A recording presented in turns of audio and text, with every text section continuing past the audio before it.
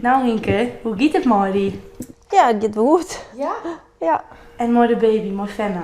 ja mijn Fenna gaat het helemaal goed. Ze doet alles precies volgens het boekje.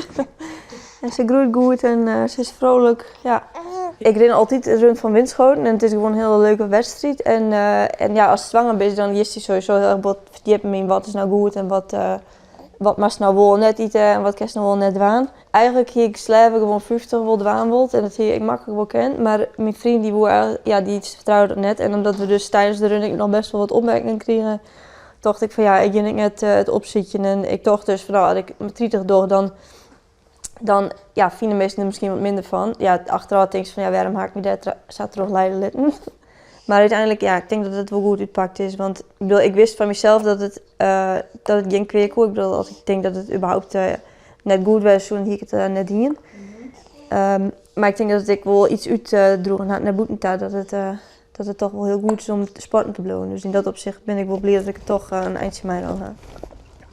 Neemt Sven uit mooi als ze dragen kiest? Nou nog net, maar we hebben wel al een hut erin kaart. Want de meeste eigenlijk pas na een paar maanden meestal met het hut erin. Want nou scoort het nog wat te botsen. Dus zodra dat het ken, dan ging ik wel meenemen, ja.